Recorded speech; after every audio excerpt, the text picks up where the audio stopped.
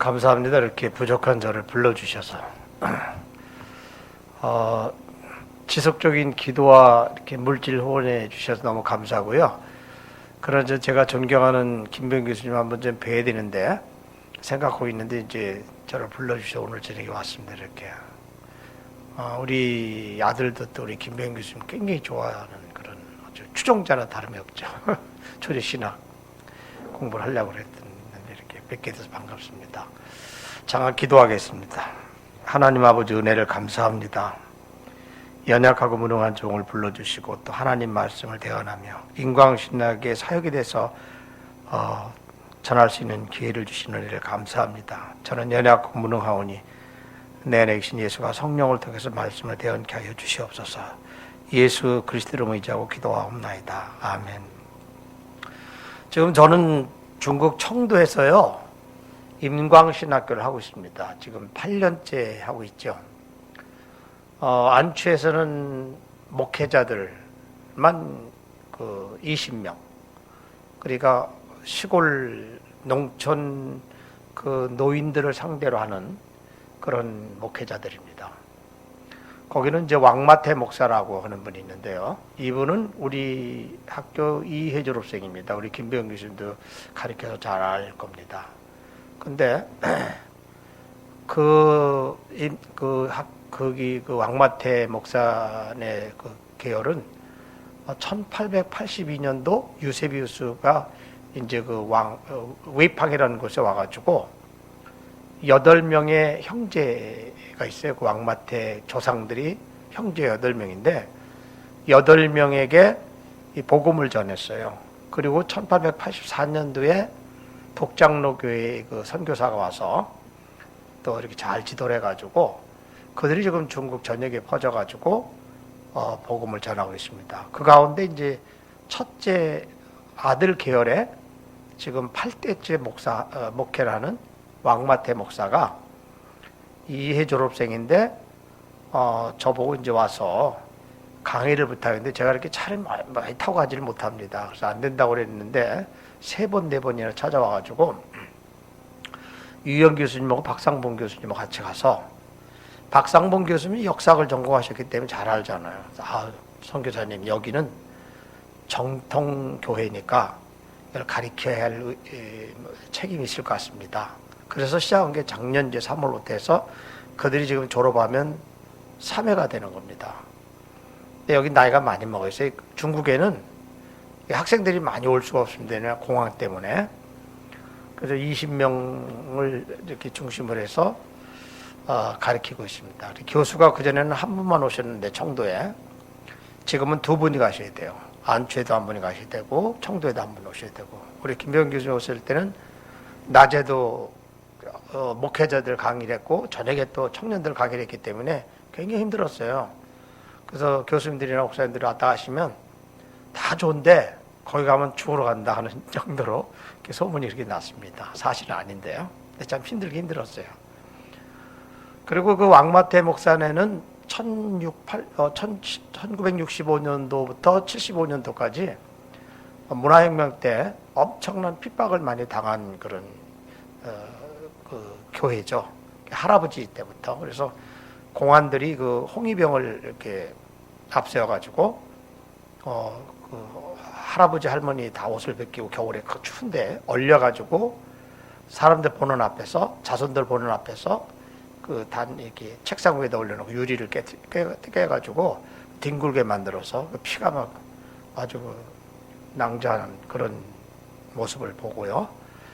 그 다음에 그 아버지 어머니는 또 이제 문 앞에다가 다 이제 옷을 벗겨서 겨울에 이제 얼렸죠. 몸들이 다 얼었으니까 이게 홍위병들하고 공안이 먼저 밟고 가고 그 다음에 이제 그 동네 사람들을 밟아야 돼요. 안 밟으면 그 사람들 다 예수 믿는 거로 간주해가지고 걔들도 이제 고문이게 들어가죠. 자손들이 다 보는 앞에서. 그래서 할아버지가 잘 교육을 시켰답니다. 그래서 그때 17살인데 그 왕마태 목사는 저거 지금 한동갑이에요. 주먹을 쥐고 한번 해보려고 그랬더니 할아버지가 고개를 흔들더랍니다. 하지 말라고. 그 할머니가 하는 소리가 저 사람들을 하나님이 어떻게 하는가 너희들이 잘 보라고. 근데 정말 그 후에 그 할아버지, 아버지를 괴롭혔던 사람들, 밟고 막 고문했던 사람들이 이유 없이 다리가 썩어가고, 할머니나 어머니는 이렇게 그 유방에다가 이렇게 실을 끌어내서 겨울에 얼려가지고 잡아다니면 그게 그 다음날 자고 일어나면 팅팅 붓고 굉장히 아프대요. 그래서 그렇게 한 사람들은 또 손이 또 이상하게 썩어 들어가고, 그래서 자기 할머니가 이제 그 결안을 들고 그치 갔더니 잘못됐다 무릎 꿇고 해결하는 사람들, 그 후손들이 지금 그 교회 장로님으로 같이 막마태 목사 일하는 그런 아주 대단한 교회입니다. 그래서 그 교회에서 지금 하는데, 그분이 한 400명의 처석기 지도자들을 관리하는 리더십이 있어요. 그래서 그 사람들을 계속해서 우리가 그걸 해야 될 것 같고, 그 다음에 청도는 이제 청년들입니다. 그 대학 졸업했는데 다 이 사람들은 그 자영업도 하고, 그 다음에 그 직장 생활도 하는 사람들이죠. 7시 반부터 와서 10시까지 이제 공부를 합니다. 그 중에 이제 한국말 하는 애들은 합신에도 좀 올 계획이죠. 그래서 그 친구들이 이제 3년 졸업하고 올 7월 10일 날 박경리 교수님 들어가서 졸업장 주고, 2회 졸업생이 지금 기다리고 있어요. 한 20, 30명이 걔들 입학식을 해서 청도도 하고 안추도 하고. 3년이에요.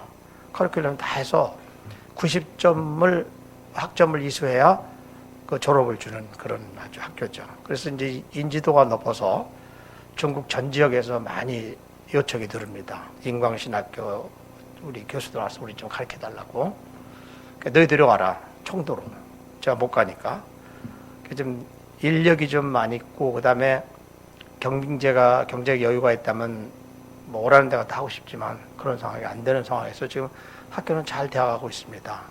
처음에는 제가 시행착오도 많이 했고 속임수도 당해보고, 또 근데 지금은 또 이제 노하우가 생겨서 절대로 제가 속지도 않을 뿐더러 또 이렇게 뭐 돈을 이렇게 퍼져가지도 않고 그럴 돈도 없고, 저희들이 이제 앞으로 하라고 이제 해서 좀 잘하고 있는데, 제가 이렇게까지 하게 된 데는 좀 이유가 있죠. 제가 이제 아까 교수님 말씀한 대로 전주에서 25년 목회를 하다가 갑자기 스트레스 받아가지고 그냥 산에서 쓰러져가지고 죽었다 살아났습니다.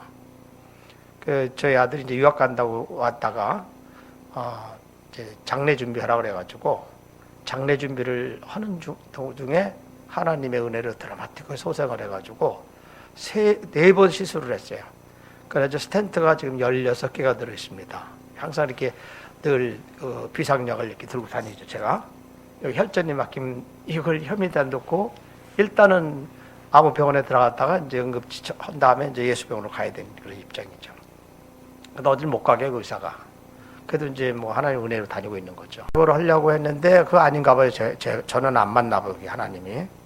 제가 그때 지금은 이렇게 얼굴이 좋아졌죠. 전화도, 기도도 많이 해주고, 그러니까 편안한 마음으로 하나님 기뻐하시는 일이니까 그냥 즐거운 마음으로 하니까 뭐 건강이 상당히 좋아졌죠. 그 당시만 해도 비쩍 말라가지고, 교포들이 그러더라고요. 혹시 저 신의주에서 오셨느냐고 저보고. 그 사람은 똑같이 생겼으니까 너무 말라가지고. 그러니까 식사 시간에 김병희 교수님 혹시 보톡스 안 맞았냐고, 왜 얼굴이 이렇게 좋냐고. 하나님 은혜 지금 살고 있거든요. 근데 건강이 제일 문제였어요, 제가. 그래서 청도에 와가지고 청도대학을 가서 중국어를 배운 다음에 그 다음에 사역이 생기면 일하려고 그랬습니다. 저는 뭐 선교 교육을 받은 적이 없어요. 목회만 했을 뿐이죠. 그런데 티엔타이라는 그 동네에 한인들이 많이 살아요. 그래서 거기를 가게 됐는데 우리가요, 거기에 전주식당이라고 하는 식당이 있었습니다. 장로님하고 권사님이 전주 분들이에요. 제 아내가 전주 사람이죠. 그래서 거기 전주하니까 가서 교제하고 대화하다가 거기 교포 목사 사무를가 거기 놀러 자주 오니까 만났어요. 만나서 그분이 혹시 합동신학대학원 졸업한 그런 목사님 좀 한 분 좀 만날 수 없겠느냐. 조관식 목사님 영향을 받아서 그런 분 모시고 우리 신학교를 좀 했으면 좋겠다고 그러니까 그 장로님이 여기 사모님이 저 합동신학대학교 김 목사님 사모님이라고. 그 사람들이 계속 저한테 이제 요청이 들어오는 거 저는 안 한다고 그랬는데 4번이나 요청해서 갔더니 그 총회 총장 해가지고 하여튼 10명이 앉았더라고요. 2년을 기도를 했대요. 김 선생님은 하나님이 보내신 분들이 우리하고 좀 신학교 좀 하자고. 그 학교가 SN캔이라고요. 박스 공장을 크게 그 통합 측에서 했던 그분들입니다. 추방되고 난 나머지 296명이 남은 거예요. 재교육을 받고 싶은데 좋은 그 목사님이나 좋은 교수님 모시고 좀 했으면 좋겠다. 이러다가 저를 만난 거죠. 근데 제가 이제 못하죠. 왜냐면 사실 이 공안이 가장 두렵잖아요. 한인 목회자들은 허락을 했어요, 법에. 한인들이 있는, 당신들의 동족들이 있는 데 가선 복음도 전하고 예배도 드리는데 한족이나 교포들이 있는 데 가서 절대 하지 마시오. 이렇게 공안에 법이 딱 정해져 있어요. 그럼 우리 같은 경우는 어떻게 하냐면 우리는 완전히 불법이기 때문에 가서 할 수가 없습니다. 하면은 그냥 그 공안이 잡아서 벌금 엄청 때려서 추방시키든지 아니면 살게 만드는지 그런 상황이잖아요. 이게 굉장히 공안이 두려운 거죠. 두 번째는 제가 두려운 게 뭐냐면 이제 이 건강이 안 좋잖아요. 간지 4개월 만에 또 여기 통증이 와가지고 비행기를 안 태워가지고 이틀 헤매다가 전주 가서 겨우 스탠트를 넣어가지고 16개를 듣고 지금 하는 중에 있기 때문에 건강이 또 굉장히 두렵잖아요. 그 다음에는 이제 음식을 못 먹어요, 제가. 기름기가 많잖아요, 중국 음식은요. 그게 먹으면 이제 이게 혈관이 막히니까 못 먹게 해서 먹질 못합니다. 그게 또 악조건이에요. 거기다 또 중국말을 못 하잖아요. 중국말을 해야 선교를 하죠. 그 다음에 또 하나 문화를 모르잖아요, 제가. 전혀 문화를 몰라요. 뭘 알아야 하든지 교육을 받아서 해죠. 아무것도 모르는 사람이 어떻게 하겠어요? 여러분 같으면 하겠어요? 해달라고 그래도? 이게 굉장히 두렵잖아요. 그래서 말은 그 사람들이 좀 번들하게 해줬어요, 저한테. 하나님이 보내신 분이라고. 그런가? 그래가지고 한국에 비자 때문에 나와서 서점을 갔더니 중국에 대해서 뭐 좀 있는가 하고 했더니 쌍전이라는 책이 있더라고요. 그래서 쌍전을 번역돼서 한국말로. 근데 중국에 유명한 학자가 쓴 쌍전인데 그 사람이 거기다 뭐라고 했냐면 중국이 세계 1등 국가가 될 수 없는 두 가지 이유를 썼더라고요. 거기다가. 첫째가 뭐냐면 삼국지, 속임수. 진짜 세계 최고로 거짓말 잘하는 사람이 중국 사람들 아니에요? 그다음에 두 번째는 수호지, 폭력적인 거. 이 조폭이요.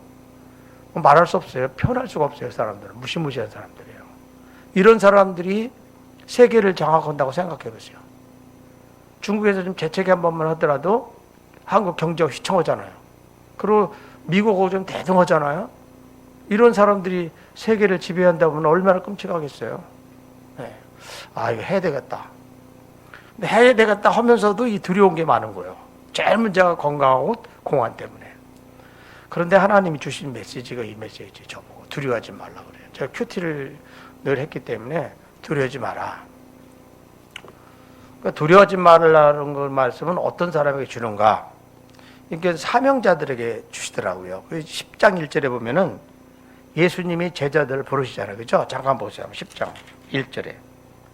예수께서 그의 12 제자를 부르사 더러운 귀신을 쫓아내며 모든 병과 모든 약한 것을 고치는 권능을 주시느니라. 제자들을 불러서 하나님이 복음을 전하라고 했잖아. 그게 사명자들이란 말이에요. 이게 사명자들에게 하나님이 두려워하지 말라는구나. 하나님이 저를 목회자로 썼고 또 중국까지 보내서 이 선교사역을 하라는데 하나님 나 불러서 시키는구나. 그런데 이분이 두려워하지 말라고 하니까. 그래서 12 제자를 불러서 5절에 보니까 가서 복음 전하라고 그러잖아요. 그죠? 그 다음에 그 지침을 내려줘. 16절 한번 보세요. 16절 보시면 보라 내가 너희를 보내니 양을 이리 가운데로 보낸 것 같도다 그랬어요. 하나님이 지금 저한테 주신 메시지를 지금 제가 검증된 걸 가지고 여러분 나누는 겁니다. 하나님 저한테 주시면서 내가 이리 가운데 보낸다. 저를 양으로 표현한다면 이리 가운데 보낸다는 거예요. 그럼 양은 이리한테 가면 죽는 거잖아요. 그래서 제가 공안이나 건강이 모든 악조건 속에서 꼭 죽으러 가는 것 같아요. 제 마음이. 그럼 이것은 꼭 목회자들이나 선교사들만이 아니라 예수 믿는 사람들에게는 다 하나님 복음 전하라고 명령하시잖아요. 우리는 다 복음 전하는 사명을 가진 사람들이기 때문에. 그런데 복음 전하러 가는데 한국에서도 복음 전하기가 어렵지만 중국 같은 데서는 자유가 없잖아요. 저는 지금 법을 어기고 하는 겁니다. 그래서 제가 비행기를 딱 타고 비행기가 이륙했을 때 그때 긴장이 풀려요. 집에 오면 이틀을 그냥 자요. 계속 긴장이 풀려서. 법을 어기고 있으니까.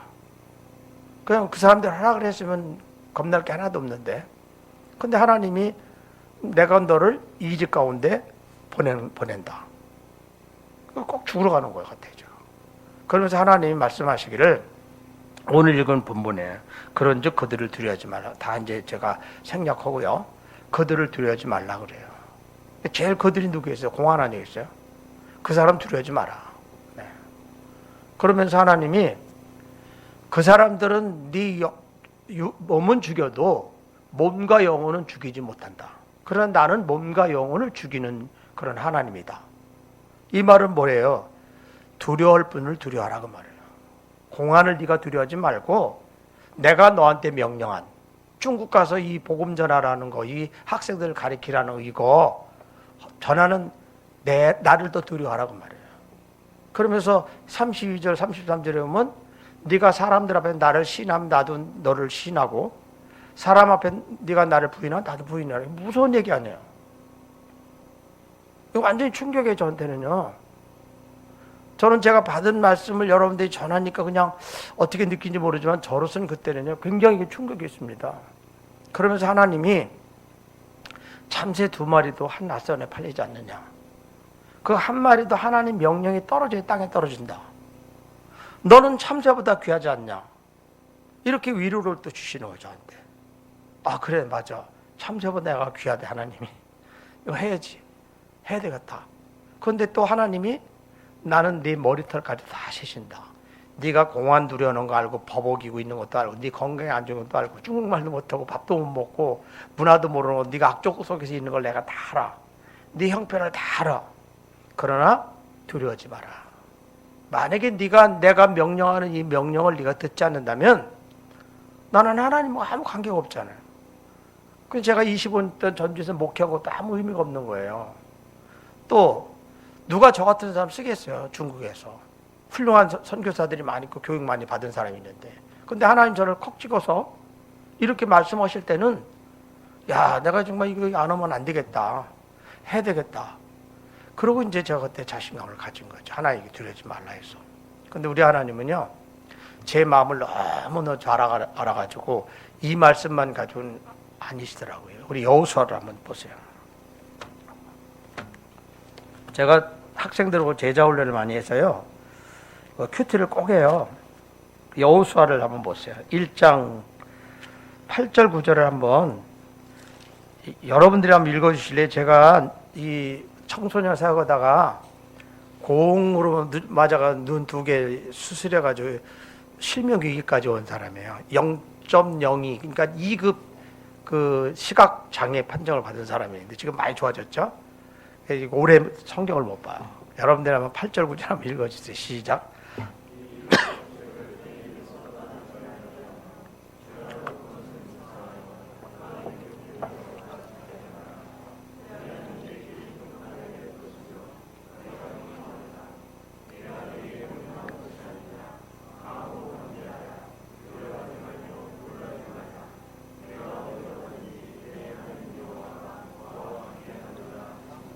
아멘. 이 말씀을 보니까 하나님이 또 어떤 사람에게 두려워하지 말라고 하냐면 하나님 말씀을 믿는 사람들. 사실 여호수아에게 이런 말이지만 하나님이 저한테 주실 때 너 내 말을 믿어? 네가 하나님 말씀을 믿어? 믿으면 두려워하지 마라. 그러면서 내가 너와 함께 할게. 너를 형통하게 하겠다. 이렇게 하나님이 제 마음을 많이 위로해 주니까 제가 이제 확정이 생기는 거예요. 아, 그래. 이거 하나님이 지금 나한테 이 일을 하라고 하시나 보다. 알겠습니다. 하나님 하겠습니다. 근데 저는 이 함께라는 말을 굉장히 여기서 제가 감동을 받은 말씀이거든요. 형통이라는 말하고. 근데 고린도전서 1장 31절에 보면 너희는 하나님께 나서 예수 안에 있고 그래요. 예수 안에. 그럼 하나님 함께 한다는 말하고 예수 안에 있다는 말하고 여러분 어디가 더 가까울까요? 예수 안에 있는 게 더 가까워 느끼죠. 그래서 이 함께라는 말은 내가 바로 예수 안에 있구나. 그러니까 하나님이 내가 너를 아주 형통하게 하고 너 두려워하지 마라. 내가 너와 함께 할 테니까. 이런 말씀을 저한테 주셔요. 근데 저는 이걸 일찍이 아내라는 말을 깨달은 적이 있거든요. 우리가 이제 제가 이 고향이 평택이에요. 제 아내는 전주고. 근데 우리가 구남매입니다. 구남매인데 제가 다섯째예요. 근데 형제가 많은 게 참 좋아요. 좋은 점이 굉장히 많아요. 그런데 또 좀 나쁜 점도 있어요. 그래서 제가 제 아내와 결혼할 때 속였어요. 4명을 형제들이 없다고 그랬어요. 나중에 결혼하고 집에 오니까 뭐 둘째, 셋째 막 나오니까 저 사람들은 뭐요? 그래서 내가 속였지. 난 식구 많은 게 제일 싫었으니까. 왜냐면 당시 배고픈 시대에 한 9명 형제가 앉아서요. 동작이 빨래야 생선 가운데 통을 하나 먹지. 동작 느리면 맨날 꼬리나 머리만 먹어요. 그게 전 제일 싫었어요. 그래서 제가 71년도에 월남을 가게 됐습니다. 군대 갔다가. 그러니까 이제 나 9명 중에서 하나 죽어도 괜찮겠지. 나 하나 없어져도. 그런 마음으로 집에다 연락을 않고 배를 타고서 월남을 갔는데 부대에서는 집으로 편지를 보내잖아요. 누구누구가 지금 잘 있습니다. 집에서 대소동이 일어난 거예요. 그 중에 누가 가장 크게 소동을 일으켰냐면 어머니예요. 나중에 알았는데 제가 이제 15개월 만에 귀국하니까 그 버선발로 동구박까지 뛰어나면 내가 너 때문에 15개월 동안 애간장을 다 태웠다 그러면서 이 얘기를 쭉 하시더라고요. 그 편지를 받고 나서 시도 때도 없이 우는 거예요, 어머니가. 밥하다가 부지깽이 들고 남쪽이래 남쪽 하나를 보고 우시고, 밥 먹다가도 우시고, 자다가도 벌떡 일어나 우시고. 아니, 9명이니까 하나 없어도 괜찮은데 부모만 아닌가 봐요. 그게요. 그러고 자식들이 어머니 생신에 아버지 생신인데 이렇게 잘 차려드려도 다 겉으로는 웃었대요. 근데 속으로는 거기에 제가 있는 거예요. 제가 걱정이 되는 거예요. 여러분 왜 그럴까요? 그분 가슴에 제가 있는 거잖아요. 그분이 나를 피를 흘리고 난 당신의 분신이기 때문에. 그래서 제가 이거를 깨달은 거죠. 맞아. 옛날에 내가 월남 갔을 때 우리 어머니 가슴에 내가 있었던 것처럼 예수님이 십자가에 못 박혀 죽으시고 살아서 지금 그분 가슴에 내가 있는 거야. 당신이 피를 주고 나를 낳은 당신의 자녀가 지금 악조건 속에서 공안 때문에 두려워하고 건강 때문에 그렇고 음식도 못 먹고 중국말도 못하고 문화도 모르는 이런 상황 속에서 제가 하라고 하니까 하나님이 알고 내가 너와 함께 할 거야. 그분 가슴에 있다는 걸 생각해 보니까 이게 제가 가슴에 콩닥콩닥 뛰는 거예요. 너무 감동스러운 거예요. 그리고 하나님 형통하리라고 그러잖아요. 얼마나 형통해요. 제가 우리 김병 교수님 뵌 것도 형통해요. 여러분 이 교회 와서 이렇게 말씀 전해도 형통 아니에요? 그리고 사실 저에겐 인적 자산이 우리 합동신학대학원 교수님들이에요. 저는 노 교수님들한테만 배웠어요. 박윤성 목사님 통해서 또 우리 멤버 여러 노 교수님. 사실 김병 교수님한테는 제가 교육을 안 받는데 제 아들이 배웠어요. 제 아들이 가장 존경하는 분이 합동신학대에서 김병 교수님이에요. 그런데 이런 분들 다 만나잖아요. 우리 동문들 다 와요. 목사님들은 돈을 싸들고 와요. 한 번은 한 200만씩 들어가니까. 교수님들은 이제 후원해주고. 근데 우리 김병 교수님도 제자들한테 연락해서 제자들에 가서 제가 얘기해서 후원금 받아가지고 또 교수님들하고. 이게 가만히 생각해 보세요. 우린 누가 돈을 싸들고서 돈을 지원해주는 그런 게 없어요. 그냥 일용할 양식 매달 걱정 안 해요. 이달에 또 어느 분이 가셔야 되는데 돈이 얼마 들어야 되는데 이런 건 제가 기도하죠. 그러면 또 기가 막히게 하나님 연결하셔요. 누가 일을 하시는 거예요 지금요? 하나님 하시는 거예요. 내 형편을 다 알고 하나님이 내가 너와 함께 할 거다. 내가 너를 형통케 하리라. 그래서 우리 학교는 지금 중국에서도 가장 인기가 있는 학교예요. 왜냐하면 교수님들이 와서 강연다고 해서. 그러니까 우리 일회 졸업생 학생이 그 양해 회장인데 저보고 그래. 선교사님 한국말 좀 해보더니 걔가 한족인데 만약에 중국에서 신학교를 허가해 준다면 인광신학이 맨 먼저 될 겁니다. 왜 그러냐 했더니 교수님들이 있어서. 삼자라는 게 뭐냐면 공안, 종교, 양회입니다. 그 지역의 대표자가 양회장이에요. 양회. 그게 우리 일회 졸업생인데 그 부모의 계열이 다 공산당 계열이 있어요. 그런 사람들이 그 일을 하지 아무나 하는 게 아니에요. 하나님 이렇게 시켜서 지금 잘하고 있지 않습니까? 네. 이번에도 7월 10일 날 두 분 교수님 가고 9월에 또 교수님 오는 난 약 한 600만 원 필요한데 그래서 기도만 하고 있어요. 어디 하나님 주시면 하고, 이건 제 일이 아니라 하나님 일이잖아요. 거기에 쓰임 받는 사람들 하나님 앞에 다 축복받는 사람들이고, 네. 그래서 저는 이제 건강 만들어 주시고, 이제 우리 지금 안주 같은 데 가면은 완전히 중국 음식입니다. 그래서 통역에다 김치 사오고 고추장 사오고 제 못 먹는 걸 알고, 무슨 하여튼 제가 한국 음식은 다 사와가지고 와서 저는 그것만 먹어요. 밥하고 그것만 먹고 나오고, 교수님들은 이제 중국 음식도 드시고. 그런데 다 하나님 이렇게 사람을 붙여서 일을 해 나가요. 그래도 우리 하나님은 저에 대해서 아무래도 좀 확신이 좀 없는지 또 주신 말씀이, 여러분 창세기 50장을 한번 보세요.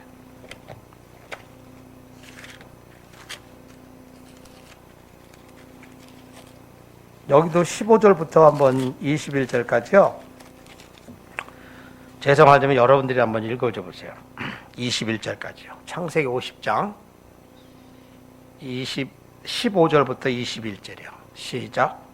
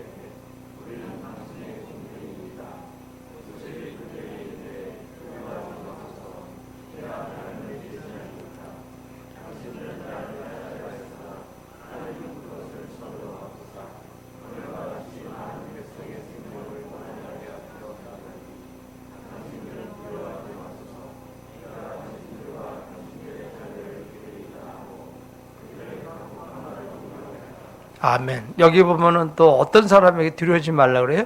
용서받은 사람들이요. 제가 하나님 앞에 용서 다 받았잖아요. 예수님이 제 죄를 다 용서해 주셨잖아요. 그렇죠? 그래서 지금 부활하신 그분이 저보고 내가 네 죄를 다 용서했어. 그러니까 두려워하지 마라.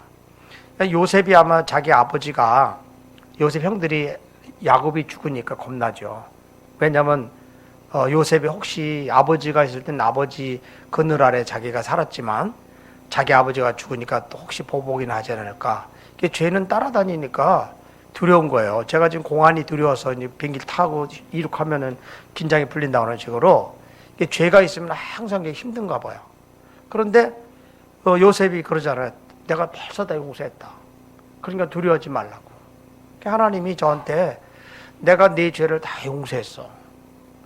네가 예수 안 믿었던 거, 하여튼 과거 잘못한 거, 뭐 한 거 다 내가 용서했어.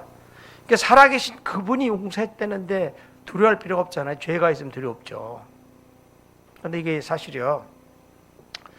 제가 저 형님 따라서 의정부서 이제 살다가 6학년 2학기 때 아버지 어머니가 계신 평택으로 왔어요.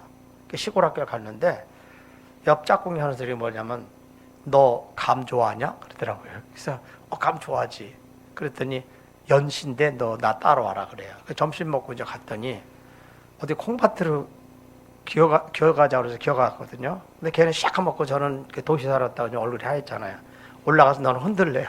감나무 올라가서. 그래서 감을 막 흔들더니 연시가 우두둑 떨어지는데 조금 있다 보니까 주인이 여임시켜 너 내려와 그래. 저보고. 그래 보니까 걔는 벌써 없어졌어요. 하여튼 뭐 상습적이니까. 저는 이제 처음이 걸린 거죠. 그럼 내려오라서 내려간 사람이 어디 있어요. 그때만 해도 제가 머리가 좀 돌아갔나 봐요. 이분이 올라올 기다리는 거 이제. 그 나이가 먹었으니 올라오면은 저는 뛰어내리려고. 그냥 올라왔는데 제가 뛰어내렸어요. 뛰어내려 도망갔죠 이제. 도망가서 교실에 딱 들어가 있는데 공부가 돼야죠. 꼭 문을 열고 와가지고 너 이리 와, 감 따먹은 놈이 내려와 그럴까봐 전혀 공부가 안 되는 거예요. 죄 짓고는 못 살겠더라고요. 그래서 학교 나와서 집에 갈 때도 그 집으로 앞으로 가면은 가까이 갈 수 있는, 다른 애들은 다 걸로 가요. 나만 잘 돌아서 가요. 죄 때문에 걸리면 또 어떻게 될까 없나가지고. 그리고 또 이제 그 친구들이 또 지금 같으면 막 고발해서 경찰서도 가는데 옛날엔 그게 없잖아요. 그 배고픈 시대 때는 솔나무 숲속에서 개구리 참이라고 했어요. 속이 노래 아주 맛있어요. 그걸 막 따먹고 있는데 주인이 요런 새끼들 그러고 오는데 다 이기던 상습적이고 경험이 많은 애들이 다 도망하고 저만 그냥 멍청히 서 있다가 이 사람이 쫓아오는데 시골엔 염전이 있어요. 염전빵 몇 바퀴 들어도 엄청 잘 쫓아와요. 저 집에 들어가서 이제 신발만 벗어 들어가서 앉아 있는데 이 사람이 찾아온 거예요. 와가지고 이 집 아들이 처음 본 아들인데 이 아들이 우리 참이 다 따먹고 애들하고 참이값 물어주라 그러니까 제 아버지가 물어준다 봐요. 문 열고 야 참이값 물어주면 나와. 그 참이값을 물어주고 났다고 하니까 그때 사람이 안심이 되는 거예요. 어? 여러분 예수 믿으면서도 아직까지 죄의식을 가지면은 그 사람 신앙생활을 잘 하지 못할 것 같아요. 근데 나는 하나님이 다 죄 용서를 해줬어. 나는 오늘 당장 죽어도 나는 천국에 갈 수 있는 사람이야.